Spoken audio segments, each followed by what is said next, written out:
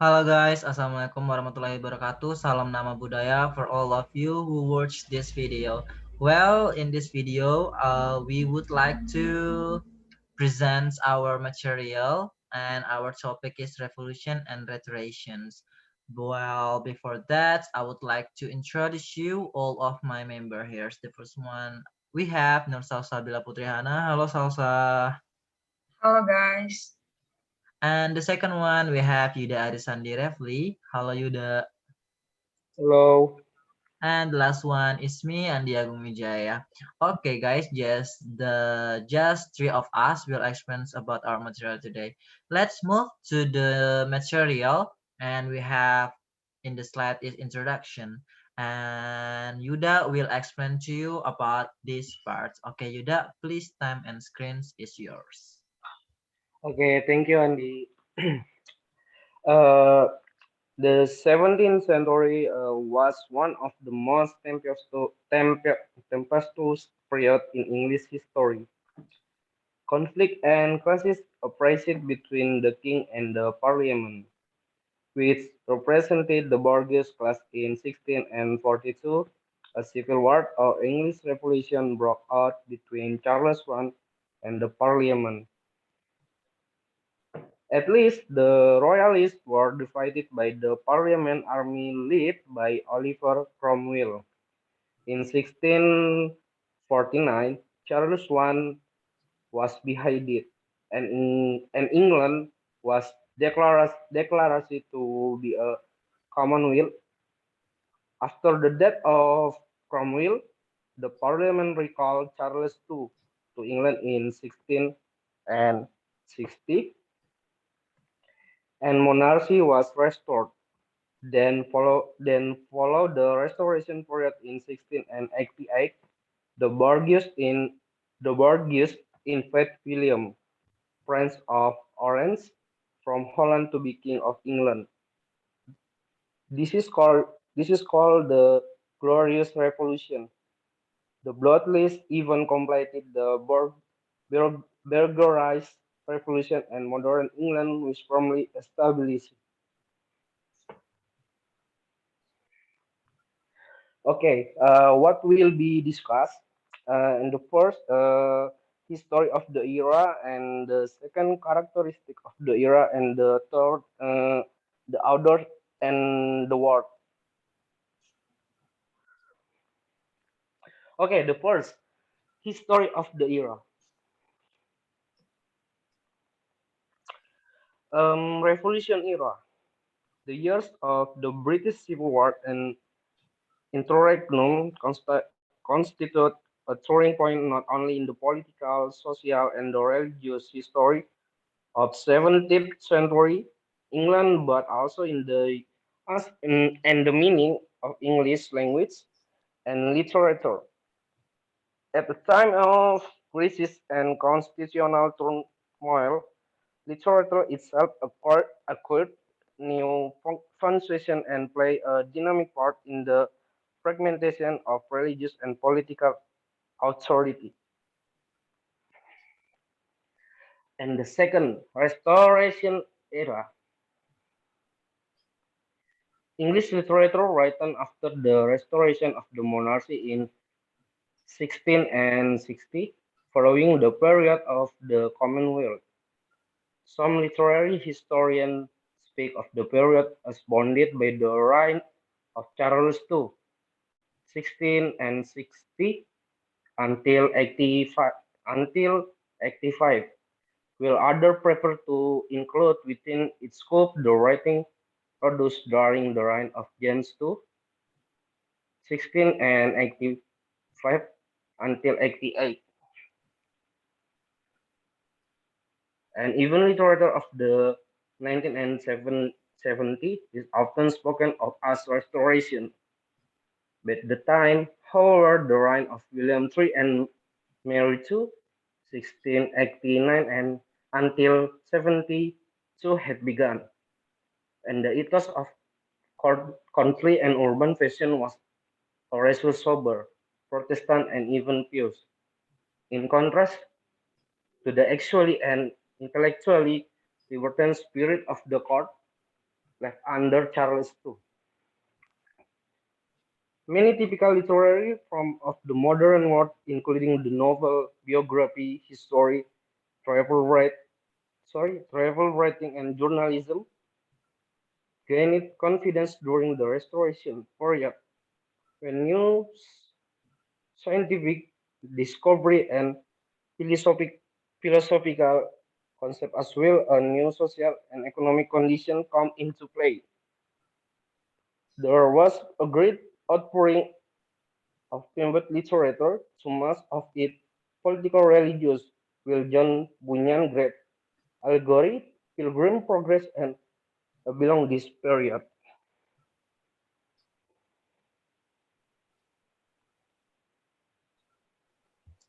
Okay, thank Okay, you, and Yuda, for the explanation about the history of this era. Well, let's move to the second material, which is the characteristic of this era.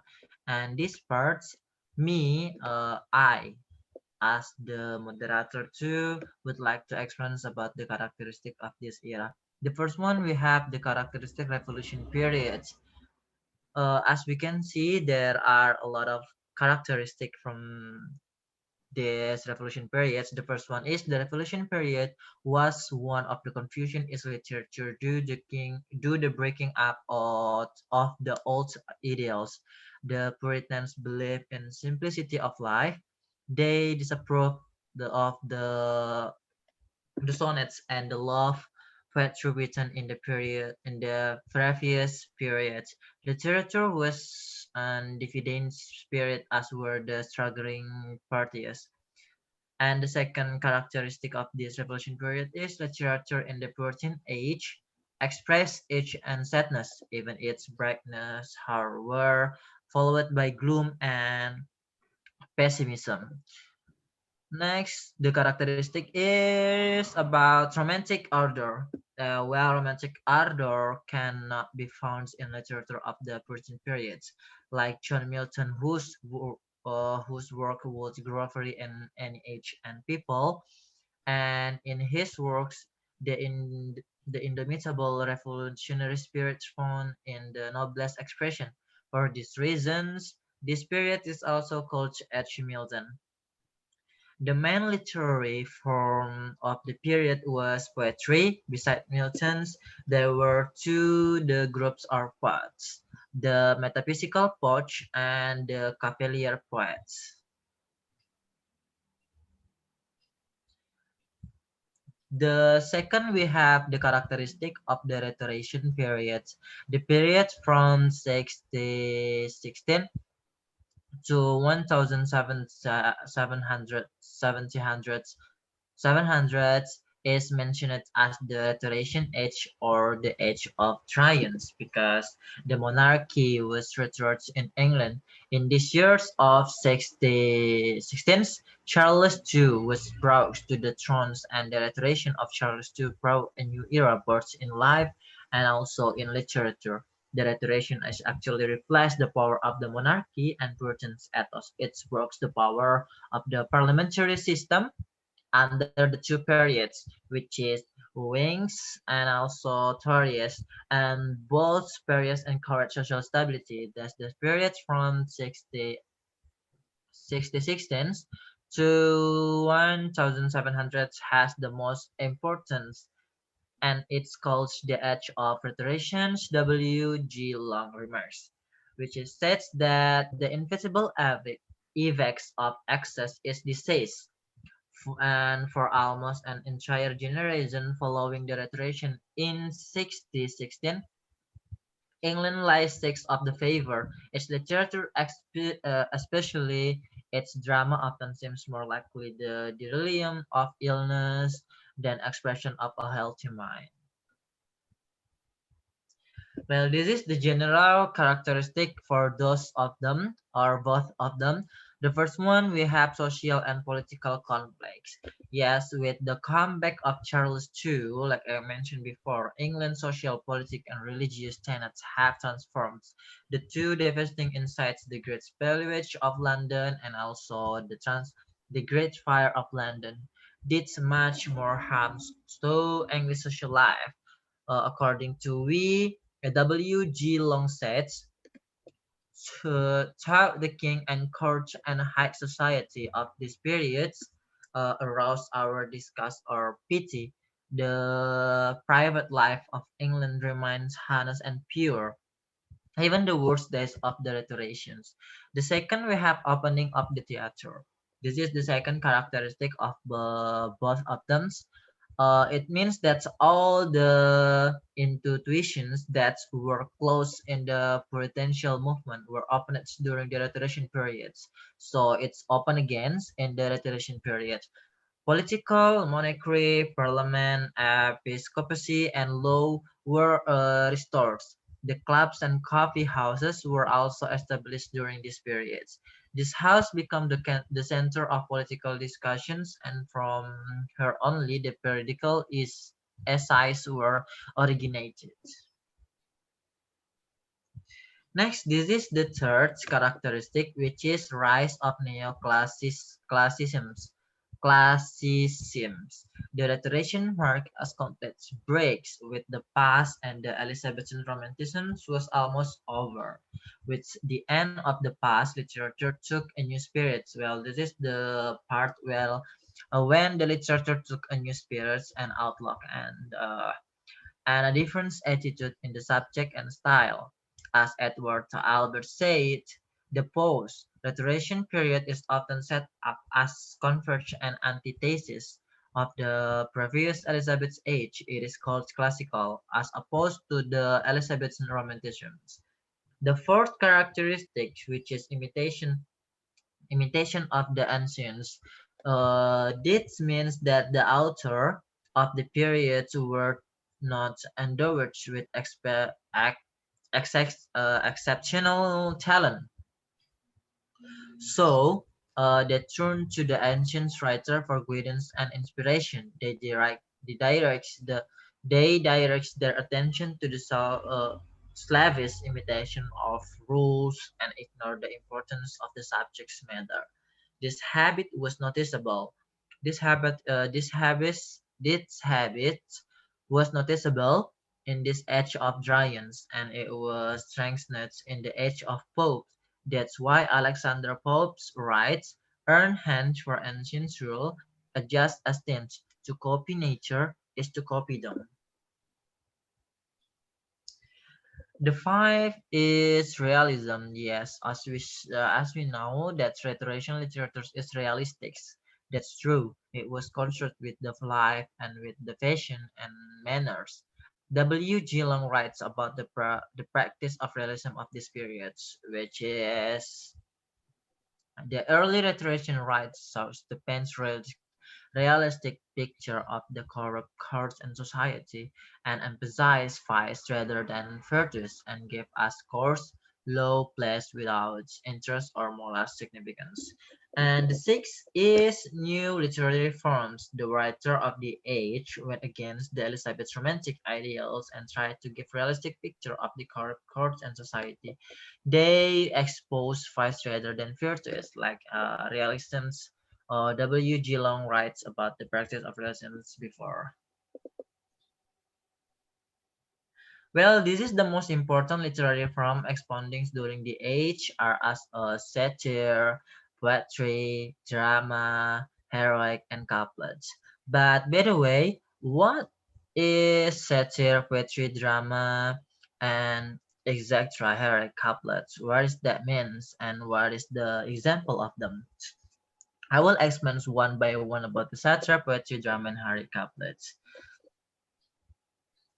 Satire, rhetorician age was an age of political unrest sharp with and personal content. For this reason, satire got a new importance. Dryden's Max Flowers, which was written in heroic couplets, is considered as the best satire respectfully. And how about the poetry? Well, the poetry in the rhetorician poets completely discredits and romanticisms of the Elizabeth's poetry and also rejected the moral of Puritan poets. Poetry presents a realistic picture of the corrupt courts, society, men, and manners, and its appeal was to intellect and reasons. And how about the drama? Where is the important things about the drama? Well, the drama or the theater which were closed in 1642 were opened during the Restoration. Consequently, the plays were written for the playhouses. It gives rise to the developments of the comedy of manners, which is portrayed the sophisticated life of the dominant class of society. And the last one is heroic couplets. What does that means? And what is the works in the Restoration literature? Well, Restoration literature adopted the heroic couplet as a poetic medium that is two iambic parallel line which rhymes together. Weller, who began to use in 1623, I guess it's generally regarded as the father of the couplets letter. Waller and Dryans made the couplets a literary fashion. That's all the most important literary from exponents during the HR. Well, next we move to the next topic, which is the author and the works. And this topic will explain by Nur Salsabila. Please, Salsa, it's time to you to explain about this topic. Time and screen is yours. Okay, thank you, Andy. I will explain about the authors and the works. Okay. So the first is Revolution era. By the time of the American Revolution, 1775 until 83. Wait. American writers had ventured beyond the Puritan literary style and its religious themes and had developed styles of writing that drew from distinct American experiences. Up until about 25 years before the Revolutionary War began, the reading material for American children was restricted basically to the Bible and other religious works. Gradually, additional books were published and read more widely. Rivaling the Bible in popularity were almanacs. Children loved to read them for the stories, weather forecasts, poetry, new events, advice, and other assorted and useful information they contain. The most famous of this was Benjamin Franklin's Poor Richard's Almanac, first published in 1732. And in Restoration era, there is the authors. First authors is John Dryden. Dryden was the first of the new, as Milton was the last of the former school of poetry. Dryden appears as a great storyteller in verse in the fables. As a lyric poet, his fame rests on Song for Celestia's Days and on Alexander's Feast. Dryden is the representative poet of his age. He began the neoclassical age in literature. It was his influence and example which lifted the classic couplet for many years as the accepted measure of serious English poetry. And this is the works of Dryden. The first one is Maclachno, 1682. So Maclachno is a classic work of the Restoration period. In it, Dryden makes fun of his literary rival, a poet by the name of Thomas Shadwell. The poem is so important because it was written as a mock epic, satirical work that used the convention of the epic genre to talk about trivial things. And the second work of Dryden is Marriage a la Mode, 1673. This is Dryden's most famous comedy. It's set in Secoli and it involves a number of romantic plot lines. Like a lot of comedies of the period, the play centers around trickery and misrepresentation recognition. The play is so impressive because it reflects Dryden's versatility as a restoration author. The guy not only wrote some of the most important poetry of period, he also wrote some of the most important drama and helped set the tone in the theaters of the day. And this is the second authors of Restoration era, Samuel Butler. Butler's Hudibras is a pointed satire on Puritans. It was influenced by the satires of Rabelais and Cervantes. It has genuine flashes of comic insight. It is a great piece of satirical poetry and it stands next to Dryden's Absalom and Achitophel. Butler is a remarkable figure in the poetic development of the Restoration period. And the last is conclusion. In a conclusion, the Restoration period is to be seen as one of transition. The glorious Revolution of 1688 also brought about a new change in social and political life. The Restoration literature developed realism, and so the whole literature was developed in a new style. American biologist E.O. Wilson remarked, "There can be no purpose more inspiring than to begin the age of restoration, reviving the wondrous diversity of life that still surrounds us." Okay, I think that's all. Back to the... Okay, thank you, Salsa, for the explanations about the topic. That's really cool, and also have any much information. I hope for all of you who watch this video can get to what we talk about and can understand what we're talking about this topic. Well, thank you for watching this video. And the last we say from the fourth group, thank you. And the last we say, Assalamualaikum warahmatullahi wabarakatuh. See you.